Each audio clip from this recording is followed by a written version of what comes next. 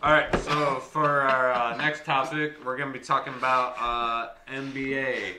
What's going on in the offseason? What's going to be happening? What's going to be the biggest move? All these rumors and stuff I've been hearing. There's some crazy stuff going on in the NBA. There's some like wacky predictions of what teams are going to trade who's going to sign where. Let's dive into it right now. All right. I'm going last, and I'm going to give my case last so Kevin doesn't copy me again. All right. Yeah, Kev, start us off. Kevin's like, shit, I didn't do this second. How am I going to fucking survive? Let's go. I probably won't be the biggest thing, but I will be very surprised if the Warriors do not get a premier player for their Wiggins and their number 2 pick. I think they won't even make a move. They'll trade those. So that's your biggest move. It's not making a move. That's the biggest Wait. Say that again? That the Warriors will not trade their number 2 pick in Wiggins. They will not? Yes. Holy fuck. That's mine. I'm not even fucking with you guys. That's mine. Kevin, come here. I'm completely on Kevin's side. No, and I will back you up 100%. That's bullshit. All right, I'm covering my nutsack right now. No. I'm going to sit on your lap for this segment. No. Yeah. Come on. Come on, hold me. There's no way Kevin came up with that on his own. No, he did. It is. I'm fucking serious. Let me see your doc. I don't have docs or a note. It's pretty simple, though. I'm sitting on your fucking lap. All right. You guys go. I'll go. Yeah, what do you got? My biggest move is DeMar DeRozan going to the Brooklyn Nets. So, but should I explain? I haven't heard that one. Explain. Holy shit. And then you could take us on, you motherfuckers. Mine is the Giannis is staying in Milwaukee. I heard that one. Wait, but I didn't hear that one about DeMar. That's crazy. Wait, what'd you say? Giannis is staying in Milwaukee. Wow, what a surprise. What a surprise about yours. Yeah. And Matt's. You literally just said, okay, this really isn't They've that been big of a talking about surprise. it all day in NBA, about the Warriors you've been watching and Stephen how A they're too not much, going to trade haven't their you? pick. But No, he said they should. They should trade their pick. Yeah. All right, so let's start with Mandy. Andrew. Or Andrew, okay. So, the Nets made 2 big moves last year with Kyrie and KD, so the question is not whether they will make those moves, because they could make those big splash moves. Now, DeMar DeRozan could exercise his player option, which would be in his best interest. It'd probably earn him more money. But then the Nets obviously could trade for DeMar DeRozan. The Nets then could trade DeMar DeRozan. You only have to give up 2 younger prospects, and you get a big 3 in KD, Kyrie, and DeMar DeRozan, and that fills up 3 spots right there. Power forward, small forward, and your point guard right there. And I think you got a big 3 that will easily take down the East and will get you to the NBA Finals and face you off against whoever comes out of the West. Yeah, okay, now even if Kyrie doesn't get hurt, even if Kyrie gets hurt, I still. Now, why is that bigger? Kyrie, a just recently recovered. According to someone, I think it was Stephen Curry or Stephen John Curry. Wall. Oh, was it John Wall that said that KD has not missed a beat and he looks ready to be back? That doesn't mean anything. Sure, it does. That doesn't mean anything because LeBron's still king. Doesn't matter. That's KD's like- still a beast. Oh, That's God. like How's saying- gonna get mad? He's gonna jump from your ship to my ship now. Okay, now I just want to pose a couple different scenarios. Let's say Harden and Ben Simmons get swapped. Say that again. Harden and Simmons. Simmons. I get read swapped. about that. Yeah. That would be so why stupid. would DeMar going to the Because Nets be DeMar bigger makes a than that bigger move? impact. He'll make a big 3.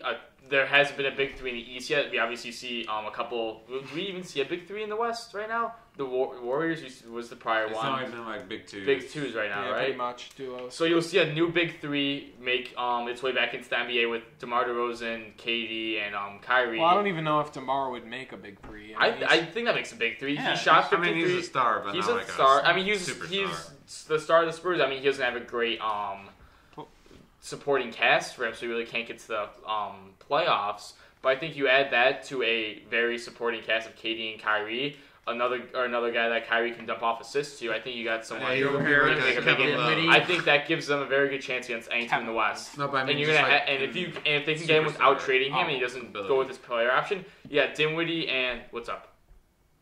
Joe Harris.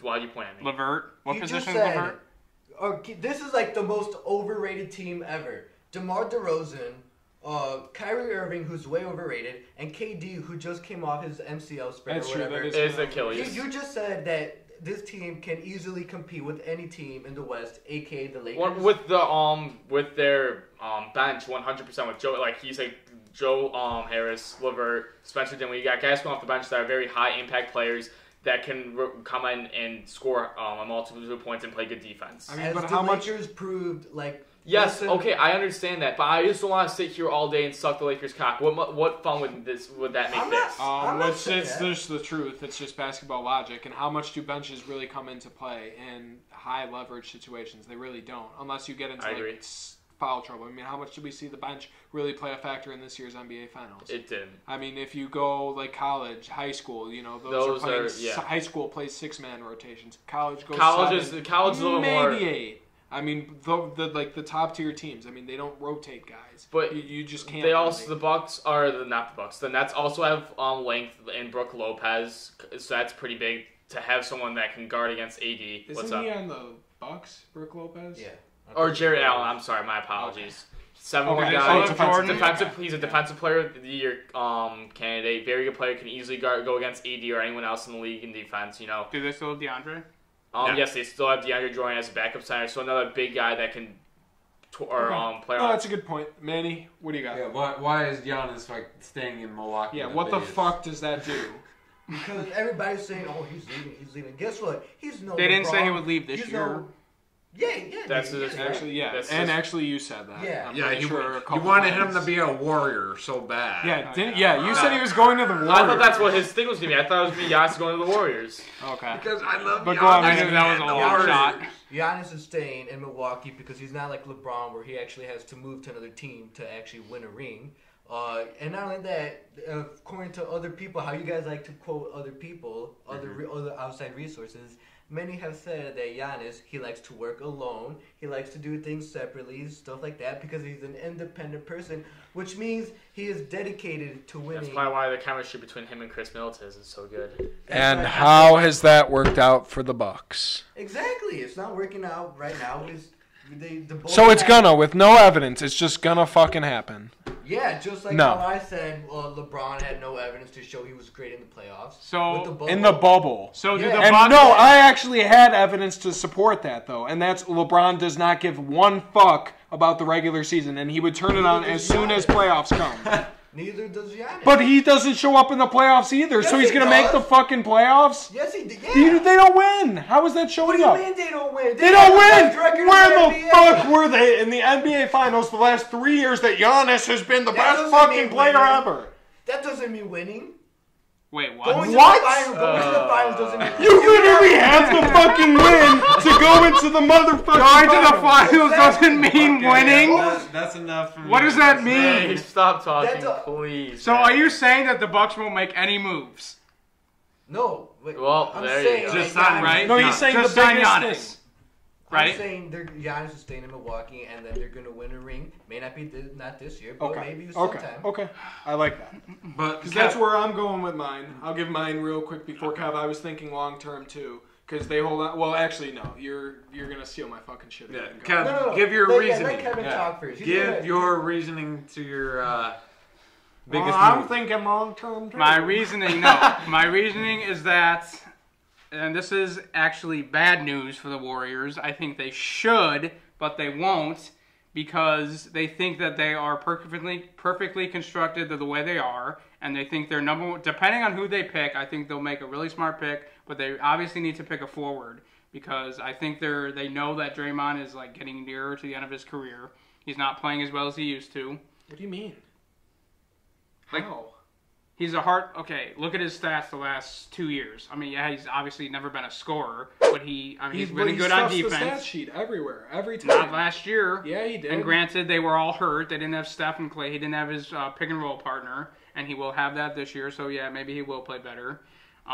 Steph and Clay, like they think they're perfectly constructed the way they are, and Andrew Wiggins actually will help in the forward position. And their number 2 pick, I think they should pick a center. They should pick that guy. Is that guy from Dayton a center? No. You're talking about Obi Toppin, 6'9" power forward. Yes, they should pick him. With the number 2 pick overall. That's... Wow. He was the college player of the year, wasn't he? You should have said they trade back because he... Wasn't he the college player of the year? Yes. Okay, then. Well, I mean, Anthony Wiseman's going to go before him. How productive has college player of the year players been? Like, I was on your side, and yeah, Markelle Fultz, Frank Kaminsky. Those are the only two. No, off the top of my head, I could look it up right Did now. Anthony Davis ever win? Yeah, he did. Okay. I mean, it happens every once in a while. Right. But that, just because you're college football or Jimmer Fredette probably won. I guarantee you, Jimmer Fredette. He was back in like 2015. So did Tyler Hansbrough. Yeah. So like how? All right, I have the list. Everyone, please shut the fuck up. So, back from 2010 and up. Jimmer Fredette, 2010, 2011, Anthony Davis, 2011, 2012. Trey fucking Burke, 2012, 2013. Hey, he's good. He's a role shooter. player. He's just a shooter. Doug McDermott on the Bulls, 2013, 2014. Frank Kaminsky, 2014, 2015. A starter. Buddy Hield, 2015, 2016. Frank Just Mason III, 2016, 2017. Absolute fucking bust. He'll be there. No, he'll be there. He'll be there. Watch. You watch. He's still young. Jalen Brunson, 2017, 2018. Hasn't produced. Yes, he has. He's just a starter. No, he's not. No, he's not. I mean, do you guys know anything about him? Because you said he hasn't produced, which he has. Yeah, look it up. Well, he has 2.4 rebounds per game and 8.2. He's on the Mavericks. Oh, so he's coming off the bench behind. Yeah. Okay. Yeah, and he serves a very good role, and he's still very young. I mean, look at fucking Devin Booker. Was he a stud when he first came onto the scene? Was Shai Gilgeous-Alexander an absolute stud when he came in his first year? No, it takes time for these guys to develop. They're still young. He's fulfilling a role. He can be a starting point guard. Zion Williamson was 2018, 2019, so obviously that looks promising. Obi Toppin 2019, 2020. All right, but what did you just remember? No, I forgot about Pascal too. So I think the Warriors think that they have a championship team without getting a premier forward. If they don't trade their pick, I think Wiggins is really good and he will help the team next year. And if Steph and Clay can be healthy, I think they have a team without going for a big name free agent. You know, I would have respected you if you would have said they trade down for Obi Toppin because I don't think he's a top. I think you trade with the Bulls because Obi Toppin's looking to go fourth. You trade with the Bulls, you get him for it because the Bulls are looking for Dan Aviato, whatever the fuck his name is, or they're looking for someone to beef up with Anthony Wiseman. This draft, these top 3 or 4 picks can go any which way. No one knows what's going on right now.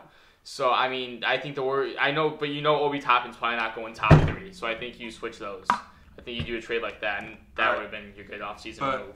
Let's wrap this up. Matt, so you don't think they'll trade for? Let Matt go into his reasoning to his topic, and then we'll react to that, and then we'll wrap it up. Well, like I said, they need to be thinking more long-term, which I think they will, and that's, I mean, well, free agency hasn't started yet or whatever, the offseason really hasn't started, but they need to be looking towards their future a little bit more. If you pick an Anthony Wiseman now, or James Wiseman rather, now, or you pick an Obi Toppin now, like, sure, you might be able to compete maybe this year, maybe next year, and then Steph is pretty much done. I mean, he's not going to be promising at 34. He's 32 now. He's not going to be very promising at 34, 35 with his style of play.